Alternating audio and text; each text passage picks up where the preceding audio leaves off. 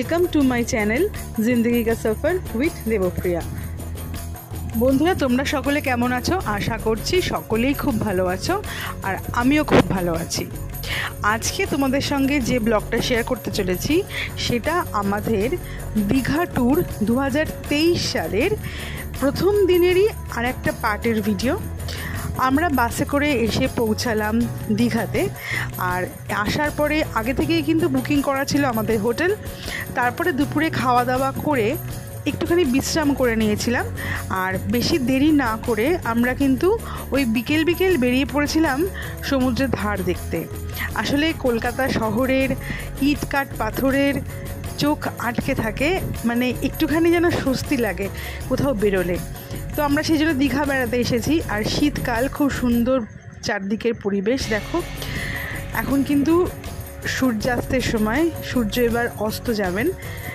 তো সেই সময় আমরা দীঘার সমুদ্র সৈকতে এসে পৌঁছেছি। অনেক পাল্টে গেছে দীঘা, আগের থেকে অনেক বেশি সুন্দর, পরিষ্কার পরিচ্ছন্ন হয়ে উঠেছে, দেখতে খুব ভালো লাগে। তো আমাদের আজকের দিনটা খুব সকাল থেকেই খুব সুন্দর কেটেছে। এক তো সমস্ত পরিবারের সকলে মিলে, বাবা মা বোন, ছোট্ট মিঠাই রানী, আমি সকলে মিলে বেরিয়ে পড়েছি বাসে। আর এবার তোমাদেরকে বলেইছি যে প্রথমবার আমাদের বাসে করে আসার অভিজ্ঞতা। তো সেই কারণে অনেক ছবি, অনেক ভিডিও আমি ক্যামেরা বন্দি করে নিয়েছিলাম, এবং সেগুলো তোমাদের সাথে শেয়ার করার মতন সুযোগ হয়নি। সেজন্য কিন্তু আগে থেকেই তোমাদের কাছ থেকে ক্ষমা চেয়ে নিচ্ছি।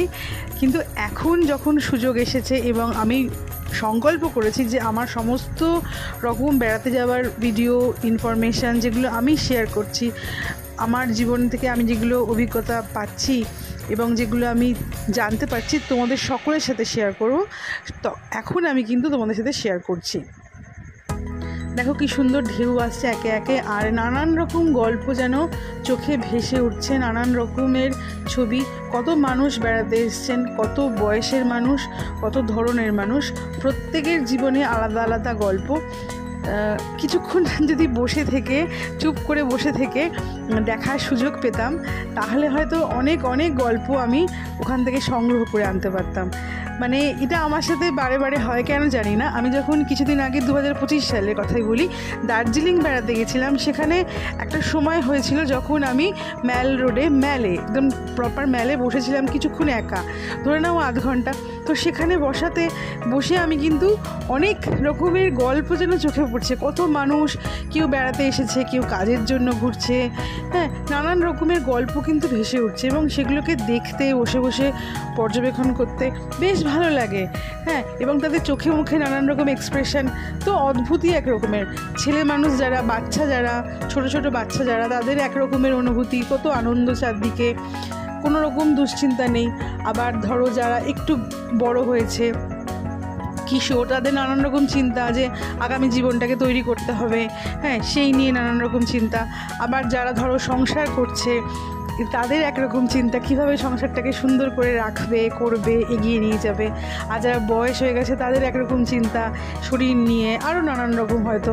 তো এরকম ধরনের, তাছাড়া যারা ধরো ঘোড়া চালাচ্ছে, সেই ঘোড়া চালানোর লোকগুলোর একরকমের ভাবনা চিন্তা, হ্যাঁ, যারা ধরো ওখানে কফি বিক্রি করছে, চা বিক্রি করছে, তাদের এক ধরনের চোখে মুখে ভাষা, একরকমের গল্প যেন ভেসে উঠছে। আর ধরো যারা অল্প বয়সী মেয়ে, স্কুল ফেরত, সেগুলো দেখে এত সুন্দর লাগছিল সব কিছু। তো এরকমই এখানেও তাই। আর সমুদ্রের ধার, সমুদ্র মানে তো জানোই, ভাঙা গড়ার খেলা। একটা ঢেউ আসছে, ভেঙে যাচ্ছে, আবার নতুন ঢেউ শুরু হচ্ছে।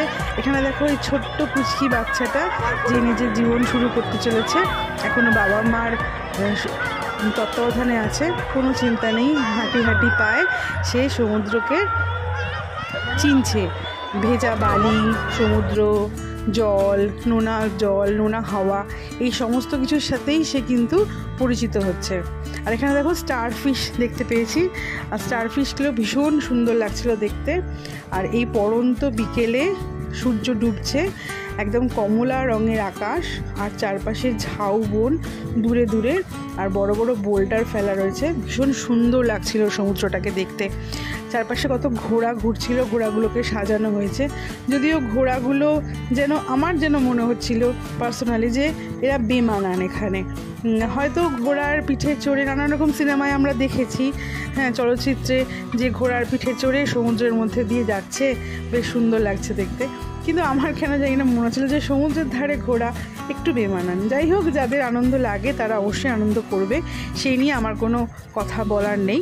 কারণ প্রত্যেকের নিজস্ব আনন্দ করার ইচ্ছা যেমন আলাদা আছে, অধিকারও আছে। তো আমি এখানে অনেকগুলো ফটো তুলে নিয়েছি। দেখো, অনেক রকমের নানান রকমের কত কিছু বিক্রি হচ্ছিল, এত সুন্দর, এত কালারফুল। সব থেকে ভালো লাগছিল কি যেন, এই যে বালুকা বেলাতে, এই বালুকা বেলার একটা রং আছে তো, বেশ বেশ বাদামি রং, হালকা বেশ বাদাম, মানে বালির যে রং, আর তার সঙ্গে এই যে কালারফুল জিনিসপত্রগুলোর রঙগুলো এত কন্ট্রাস্ট এবং এত সুন্দর লাগছিল যে দেখে মনে হচ্ছিল যেন হারিয়ে যাচ্ছি কালার্সের মধ্যে। হ্যাঁ, তো সেই জন্যই আমি আর কি ক্যামেরাবন্দি করে নিয়েছি এইসব নানান রকম কী বিক্রি হচ্ছে, নানান রকম জিনিসপত্র। আর সবথেকে বড় কথা হলো, আমরা যে সময় গিয়েছিলাম সেই সময়টা ছিল লক্ষ্মী পুজোর ভাসানের সময়, অর্থাৎ লক্ষ্মী পুজোর পরের দিন। আর এখানে কিন্তু দীঘার সমুদ্র সৈকতে অনেকগুলো লক্ষ্মী পুজো আমরা দেখতে পেলাম, এবং লক্ষ্মী পুজোর সবথেকে বড় ভাসান হবে তার আগে এখানে যেভাবে প্রস্তুতি, সেটাও আমরা দেখলাম। আমি নিজেকে সত্যি ভাগ্যবান মনে করছি যে এত সুন্দর একটা সময়ের সাক্ষী হয়ে রইলাম। আর দীঘার সবথেকে বড় আকর্ষণ হচ্ছে যে দীঘায় কাজু বিক্রি হয় রাস্তার ধারে। ভাবো, কাজু কত সুস্বাদু আর কত সুন্দর একটা জিনিস। হ্যাঁ, সেটা কিন্তু রাস্তার ধারেও বিক্রি হয়, নানান রকমের কোয়ালিটির অবশ্যই বিক্রি হয়। তো এখানে কিন্তু রাস্তার ধারে বিক্রি হয়, সেটা আমি তোমাদের তুলে ধরলাম। আর এখানে দেখো, নানান রকম পসরা নিয়ে সাজিয়ে বসে আছেন সমস্ত দোকানিরা। আর এখানে হচ্ছে বিভিন্ন হোটেলগুলো, আর চারপাশে কত কিছু বিক্রি হচ্ছে। সে মাটির জিনিস বলতে পারো, শাঁখের জিনিস বলতে পারো, চামড়ার জিনিস, কাঠের জিনিস, যে যেরকমভাবে হাতের কাজ জানে সেরকমই হাতের কাজের জিনিস নিয়ে এখানে উপস্থিত হয়েছে। আর ছোটোবেলায় দেখা দীঘা সমুদ্রের ধার, আর এখন এই 2025 সালের, বা এখন যে 23 সালের ভিডিও আমি তোমাদের সাথে শেয়ার করছি, 23 সালে দেখা দীঘা একেবারেই আলাদা, অনেক সুন্দর, অনেক বেশি গোছানো। তো এখানে ইন্ডিয়ান কফি হাউস দেখলাম একটা রয়েছে, জাহাজের আকারে একটা বিল্ডিং করেছে, এবং সত্যি এখানকার কফিও খুব ভালো এবং অনেক স্ন্যাক্সও পাওয়া যায়। তো সেগুলো আমরা খেয়েছিলাম, তোমাদের সাথে শেয়ার করব। এখানে দেখো, লক্ষ্মী পুজো হচ্ছে, মা লক্ষ্মী বসে আছেন মণ্ডপে, ভীষণই সুন্দর লাগছে। এটা হচ্ছে আমাদের হোটেল, এই হোটেলেই আমি আগে থেকে বুক করে নিয়েছিলাম। আর জানিয়ে রাখি, আমি যে অফিসে কাজ করি সেই অফিসেরই হলিডে হোম আছে এই হোটেলেই, তো সেই কারণে কিন্তু এই হোটেলটা নেওয়া। মোটামুটি পরিষ্কার পরিচ্ছন্ন, তোমরা যদি চাও তাহলে নাম দেখতে পাচ্ছ, এই নামে যোগাযোগ করে নিতে পারো অনলাইনে।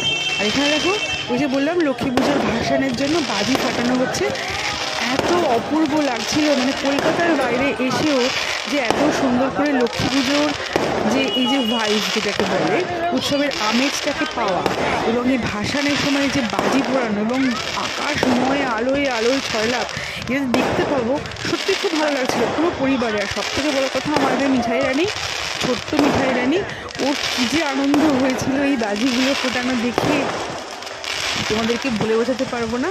আশা করি ভিডিওতে যে সাউন্ডগুলো রয়েছে, ওর বিভিন্ন রকমের সাউন্ড রয়েছে, সেখানে কিন্তু দেখে তোমরা বুঝতে পারবে, শুনে তোমরা বুঝতে পারবে। তো এই যে ছোট্ট মিঠাই রানী, দেখো ওর চোখে মুখে কিন্তু আনন্দের ছাপ। হ্যাঁ, আমার মা, বাবা, বোন, মিঠাই রানী সবাই মিলে ফটো তুলে রেখেছি। এই যে আমি, এই ছবিগুলো না যখন পরবর্তীকালে দেখি অবসর সময় খুব ভালো লাগে। আর হ্যাঁ, যেরকম বলছিলাম যে লক্ষ্মী পুজোর ভাসানও যে এত জাঁকজমকভাবে, পূর্ণভাবে এবং এত সুন্দর করে করা যায়, সেটা কিন্তু দীঘাতে এসে আমি দেখলাম। কারণ আমরা জানি লক্ষ্মী পুজো একদম ছোট করে ঘরের পুজো সুন্দর করে করা, কিন্তু দীঘাতে এখানে কিন্তু ভালোভাবে পুজো হচ্ছিল। এবং ভাসানি দেখো, ভাসানি কিন্তু এরকমভাবে আদিবাসী নৃত্য হলো, এবং বাবা বাজিয়ে, ভাগ বই বাজিয়ে, এবং সেখানে মেয়েরা নানা রকমের নাচ করলো মাথায় ঘোড়া নিয়ে, সেটা দেখছি। আর এই সকলে দেখছি দাঁড়িয়ে দাঁড়িয়ে এবং ভিডিও করছে। আর আলো কত লাইটিং করেছে, কত আলোক সজ্জা, দেখে তো চোখ ভরে যাচ্ছে। অনেকক্ষণ ধরে আমরা দেখছিলাম, বাজি পোড়ানো দেখলাম, এই আদিবাসী নৃত্য দেখলাম, সমস্ত দেখে আমরা সাথে শেয়ার করব।